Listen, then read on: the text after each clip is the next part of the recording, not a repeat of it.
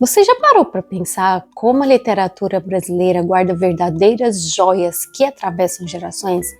Livros que não apenas mostram a complexidade do Brasil, mas que abordam assuntos, histórias universais que atravessam tempos e que nos fazem refletir e admirar a cultura brasileira.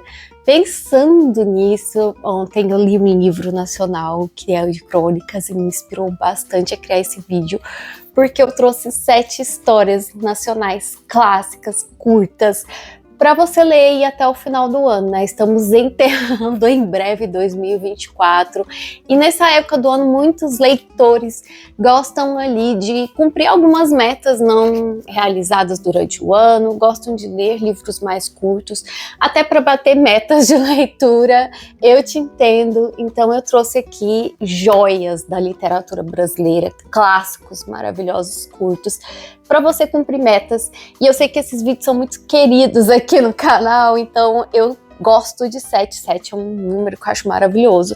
Desafio de 7 livros em 7 dias, 7 clássicos para ler em um dia. Eu vou trazer então 7 clássicos nacionais curtos para você ler até o final do ano. Vamos lá! Ai, eu nem me apresentei. Eu sou a Úrsula, deste cantinho aqui, que é o nosso cantinho, eu falo sobre livros, e se você puder se inscrever, curtir esse vídeo, clicar em hypar se você estiver assistindo pelo celular e comprar qualquer desses livros na Amazon, usando o meu link, pelo amor de Deus, ajuda muito. Nós estamos no mês do Black Friday, né, que vai acabar em dia 2. Esse vídeo sai para vocês, se não me engano, dia 28, que eu tô gravando na quinta, eu quero que saia na quinta. E se puder comprar qualquer desses livros. E também tá rolando aí uma ação de advento de Natal. E aí, se você puder participar, me enviando presentes e desafios, assista o vídeo completo lá eu vou deixar linkado aqui também, tá? Vou começar por essa joia preciosa que é o 15 da Raquel de Queiroz. Gente, o 15, ele vai refletir uma coisa muito interessante, que foi uma grande seca de 1915. Então é um retrato ali que interlaça a luta dos retirantes, né, do Chico Bento, com também um amor que começa muito mais pungente aqui no início do livro e que aos poucos vai secando, como essa seca vai secando os sentimentos das pessoas que estão aqui, mas é algo muito suave. É interessante pensar que a Raquel de Queiroz, gente, ela publicou esse livro em 1930 e tem ali esse amor entre primos, o Vicente, que é um vaqueiro, que é um dono de terras, tá ali pegando o legado do seu pai, e a Conceição, que é professora e que tem outros pensamentos mais progressistas. Esse livro foi publicado em 1930 e a Raquel ela tinha apenas 20 anos quando ela publicou esse livro. E é muito interessante como a crítica da época ficou surpresa com a capacidade da escrita, a qualidade da escrita da Raquel. É um livro muito curtinho, então é sobre seca, mas ele tem esse frescor da juventude, que é um pouco diferente de Graciliano Ramos, por exemplo, que é algo muito mais duro. Aqui nós temos dureza, nós temos nuances, mas também a respiro, a esperança. É muito legal e toda a história é muito poética ao mesmo tempo que é curta, então recomendo demais o 15. Foi uma grata surpresa receber da editora Record. Esse aqui é do selo José Olímpio. E resenha completa lá no Instagram, resenha escrita com detalhes da edição. Recomendo você visitar meu Instagram, @leituras_da_Úrsula. Outro que eu queria muito trazer aqui é justamente o que eu já citei, que é Graciliano Ramos com São Bernardo. Esse aqui, gente, é um romance de 1934, tá? O São Bernardo. Então vocês veem que foi publicado mais ou menos na mesma época. São autores nacionais clássicos que viveram mais ou menos na mesma época. O Graciliano Ramos, ele tem algo de mais duro na sua escrita, mas ao mesmo tempo belíssimo. Esse aqui eu marquei horrores. Recebi da editora Global, vocês vão ver que tem vários livros da Global aqui, porque é a rainha dos clássicos nacionais, a editora uns 51 anos aí de vida, vale muito a pena conhecer o catálogo deles. E essa é uma edição super especial, né, relançamento de São Bernardo. Aqui vai contar a história de Paulo Honório. A gente vê que ele tá narrando em primeira pessoa, em alguns momentos essa narrativa vai mudar um pouco o teor, tá? Mas ele se sente que ele tá contando a história tentando parecer menos ruim ou menos ambicioso do que ele foi. E há um tom de arrependimento, né, aqui na narrativa. E você cria uma empatia com o Paulo Honório, mas ao mesmo tempo você percebe quantas coisas erradas ele fez ao longo da vida, porque é a história de uma vida inteira de como ele enriqueceu, porque era um homem ambicioso, pobre, mas muito ambicioso, e os erros que ele cometeu em relação à sua esposa, Madalena. É um livro também que vai abordar sobre essas questões de violência doméstica, de relacionamento abusivo, que retrata muito a época também, né? Não só que foi escrita porque ele foi escrita, mas ele se passa numa época anterior, né? Então, a questão da mulher naquela época no Brasil, dependendo do homem, de um marido para sobreviver. Embora a personagem principal ela seja professora, quando ela casa, ela acaba tendo que abandonar suas próprias ambições em prol do marido. E tem essa questão aqui muito gente, é muito bonito esse livro, mas ao mesmo tempo dá uma raiva, tá? Mas é um livro lindo, lindo. A escrita de Graciliano Ramos, ela é direta, mas ao mesmo tempo aqui eu sinto que ele traz um pouco de lirismo também, algo belo. Só indicações top, gente. Aí eu venho com minha remissão. A minha volta com o Machado de Assis foi esse ano com Alienista, tá? O prefácio dessa edição aqui da Planeta é da Daniela Arbex, que eu acho que combina muito com o livro, porque isso aqui é uma sátira, tá, gente? Esse livro é mais antigo, né? Obviamente, Machado de Assis é de 1882. E aqui nós temos uma sátira, porque nós temos um personagem chamado Simão Bacanart, tá? E esse livro, ele tem aquele humor característico do Machado de Assis, só que no sentido de crítica, né, de sátira mesmo, porque esse Simão, ele forma ali, né, é um psiquiatra, ele vai para a cidade pequena onde ele nasceu e simplesmente vai construir, né, inaugurar um hospital psiquiátrico, e ele tem toda a liberdade ali a princípio para internar as pessoas que estão precisando de auxílio mental. Só que isso vai tomando uma proporção gigantesca, porque qualquer pessoa que saia um pouquinho da linha do aceitável pela sociedade da época é internada, e aí começam a internar mulheres que respondem o marido, por exemplo, a coisa vai degringolando, e eu achei super sacada mesmo da Planeta. Esse livro aqui faz parte, gente, de uma curadoria da Tatiane Leite, que é uma youtuber aqui, que ela sempre falou sobre clássicos, é muito interessante o conteúdo dela.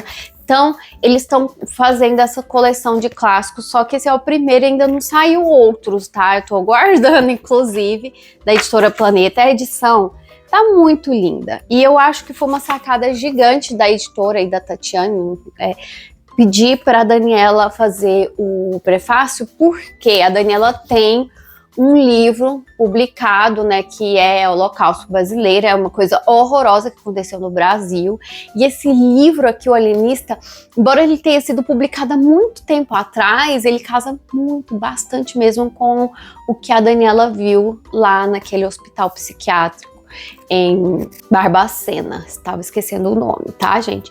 Então, nós vamos acompanhar o Simão internando pessoas. Opa, caiu uma coisa ali. E vai acontecer alguma coisa, né? A população vai começar a se revoltar. Eu acho que é o meu livro favorito de Machado de Assis. Eu sinto que os outros, não sei se é por causa do hype, Dom Casmurro e Memórias Póstumas de Brás Cubas, são icônicos, mas eu prefiro esse. Eu acho que combinou mais até com a temática do que eu gosto de estudar sobre saúde mental. E aqui vai falar essa crítica, né, de como funcionavam esses tratamentos na época. É uma edição muito bonita, que eu recomendo, tá? E tá aqui a minha indicação. E Machado de Assis não podia faltar nessa lista. Inclusive, gente, conversando aqui com vocês, eu já tô pensando em vários outros livros curtos nacionais, clássicos, que eu posso indicar. Então me conta aqui se você quer parte 2. E vou trazer os clássicos internacionais também curtos para ler em breve, se vocês acharem esse vídeo interessante, tá? Seguimos com A Ciência das Horas, do Manuel Bandeira. Gente, que livro lindo, que livro lindo. Esse livro aqui é de 1917. É a primeira coletânea do Manuel de poemas. E é algo tão precioso, porque assim, você pensa, por que que o Manuel ficou tão famoso? Aí, quando você lê esse livro, é óbvio. É óbvio, fica muito óbvio. Essa é uma primeira coletânea de poemas e é simplesmente maravilhosa. Algo de triste, de resiliente também nos poemas aqui.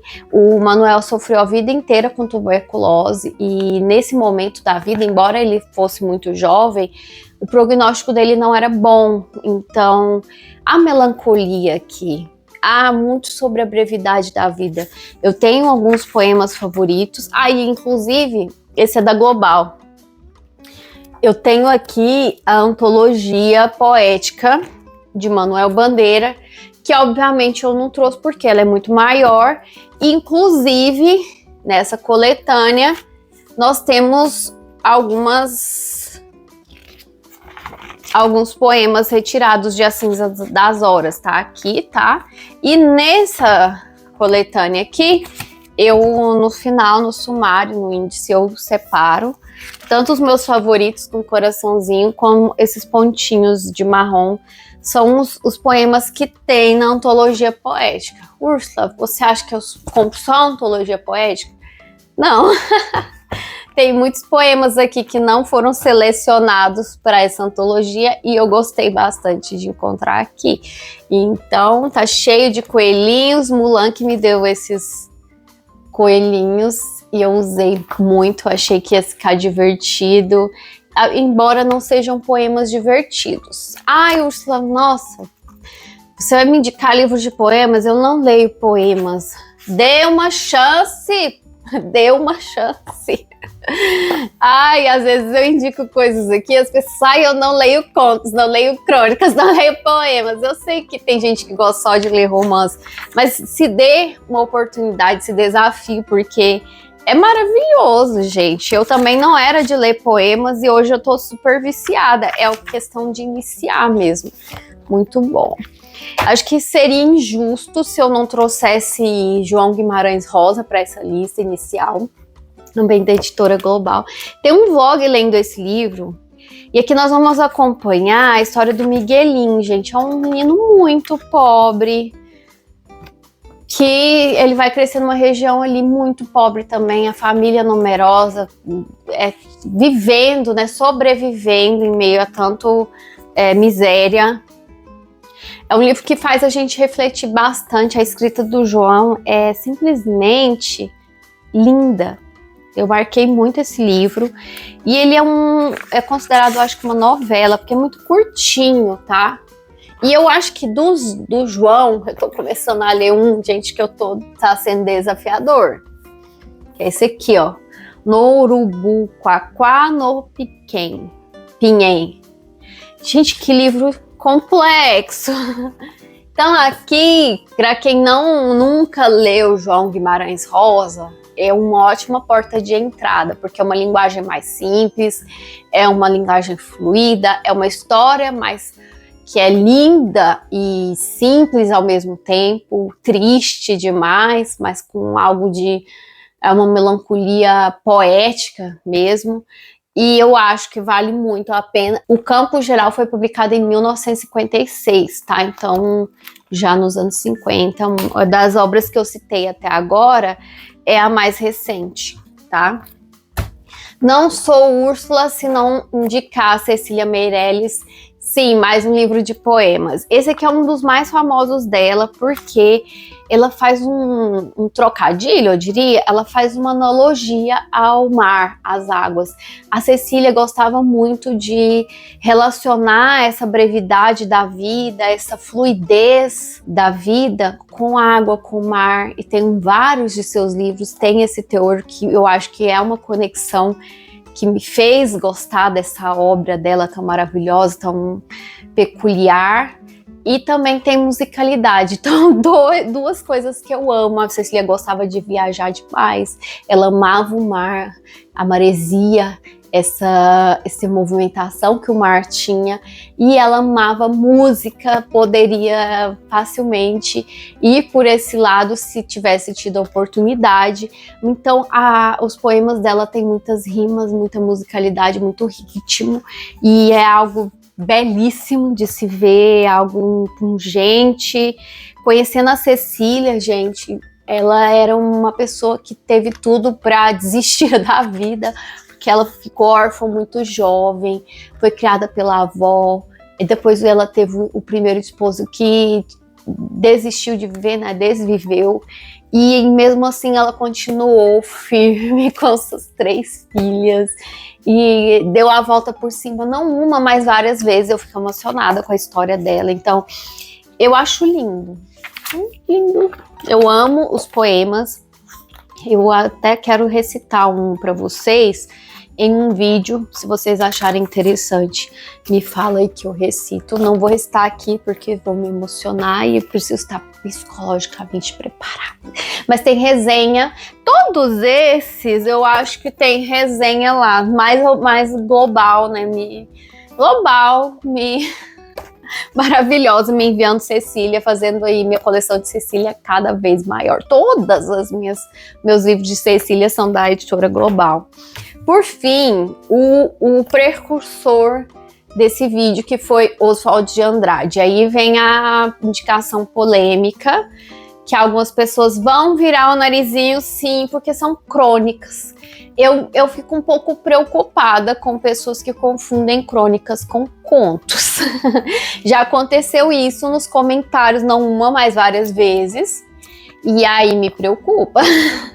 Gente, crônicas são textos que vão refletir a ideia do autor, uma reflexão que ele está fazendo sobre determinado assunto, um assunto pontual. As crônicas eram muito famosas antigamente, quando não tinha internet, quando não tinha post do Instagram, quando a pessoa não tinha um blog, não tinha um TikTok para gravar um vídeo de 3 minutos. Ela tinha que exprimir seus sentimentos e sua opinião sobre determinado assunto, porque é assim que funciona o ser humano, ele precisa se expressar. Então, antigamente era muito comum essas crônicas em revistas, jornais, né? Os jornais impressos, a mídia impressa, né? Que era a que tinha disponível nos tempos antes ali do século XX, final do século XIX. Então a gente tinha muito pouco acesso a outras mídias que não fossem as mídias impressas e aqueles periódicos, né, que é os que saía semanalmente, diariamente, tinha vários tipos de jornais e revistas. Então os autores, eles eram muito convidados, às vezes eram contratados para escrever textos reflexivos sobre determinado assunto. E é isso que tenho aqui. Em 1991, a Companhia das Letras reuniu uma primeira edição de Ponta de Lança, que é essa reunião de crônicas, essa seleção de crônicas de 1943 a 1945, que o Oswald de Andrade publicou em vários jornais, tá? E é um período muito interessante, porque é um período que está ali no meio da guerra, finalizando, começando a questão do Holocausto, de Hitler, de todos aqueles absurdos que aconteceram durante a Segunda Guerra Mundial estão vindo à tona. E tem muitas reflexões que, embora não sejam relacionadas diretamente à guerra, vão falar sobre a guerra. Tem algo que ele vai falar, refletir sobre os Estados Unidos bem interessante. Vai falar sobre guerra civil também, tem um momento aqui sobre guerra civil. E sobre a reflexão, né, do papel do negro na sociedade. estadunidense. Tem um trecho muito visceral que eu acho que combina com o Novembro Azul, Novembro da consciência negra e de trazer mais espaço. E mesmo sendo um homem branco falando sobre o assunto, para a época é algo excepcional, sabe? Ele fala que... Vou ler o único trecho, porque esse aqui é uma leitura muito recente, tá muito na minha cabeça, né? Não serei eu quem vá recusar e lamentar que a industrialização americana tivesse ido até a guerra fratricida para libertar os escravos negros do sul. Mas que fez ela depois? Não deixa o negro entrar em restaurante, nem andar de bonde, fecha-o no campo de concentração de Harlem e inventa uma forma inédita de se exercerem os direitos do homem branco.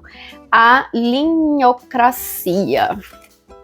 Esse aqui é um trecho que mostra como essas crônicas ainda são atuais. Eu deixei aqui em amarelo os extras, tá? E aí aqui vai ter vários textos extras, inclusive o prefácio primeiro, né? A fortuna crítica dessa obra. E aí, gente, nós temos essa do Silviano Santiago, uma reflexão, né? E sobre se essa obra ainda ela é relevante, ainda valia a pena fazer uma nova publicação, fazer uma reedição dessa edição de 1991. E sim, né, eles consideraram porque é algo muito rico e algo que ainda é atual, as reflexões que ele traz aqui. Tem uma reflexão que não é tão problemática assim, que é carta a um torcida. Ele vai fazer essa carta a José Lins do Rego. E aqui vai falar sobre futebol, sobre o time de futebol favorito do José Lins. E casou muito com uma outra... Melhores Crônicas que eu li do José Lins, onde ele tem toda uma seção dedicada ao futebol, porque ele era um grande entusiasta do esporte, que ó, crônicas esportivas, inclusive teve algumas favoritas minhas. E aí, como eu li esse livro, sabia desse tempero do José Lins do Rego, eu fiquei, ele tá falando sobre isso.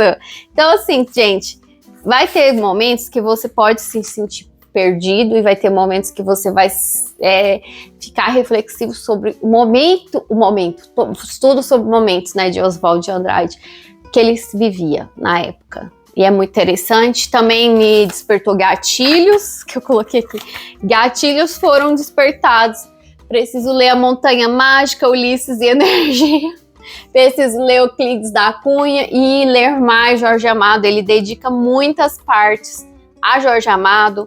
Tem toda uma carta aqui, mas tem várias outras partes do livro onde ele menciona Jorge Amado, que era um grande amigo, que também era uma pessoa que ele admirava bastante. Então, esse livro me fez querer ler mais Mann, né? Mais outros autores que ele cita aqui, despertou uma reflexão muito profunda e até uma admiração pelo Oswald de Andrade, que eu não conhecia. E aí, se você está achando difícil nesse livro, começa pelo final, começa pelos extras, vai conhecendo ele aos poucos, tem toda uma cronologia também. E então é muito rico essa edição. Belíssima, e eu queria agradecer a Companhia das Letras por ter me enviado. Eu espero que esse vídeo não tenha ficado tão longo, porque eu acabei falando muito mais do que gostaria de cada livro, mas são favoritinhos, todos eu li, gente, esse ano, tá? Então são atuais, leituras atuais, e aí eu já deixo aí para você me dizer se você quer mais uma segunda parte com outras leituras, clássicos nacionais, que eu tenho vários aqui curtos para vocês aí matar a sua meta de leitura que ainda dá tempo, tá? Me conta se vocês gostaram, se já leu ou pretende ler algum desses livros ainda esse ano, se gostou da minha reflexão. Eu amo saber comentar com vocês, conversar com vocês aqui nos comentários. Um grande beijo, até o próximo vídeo. Tchau!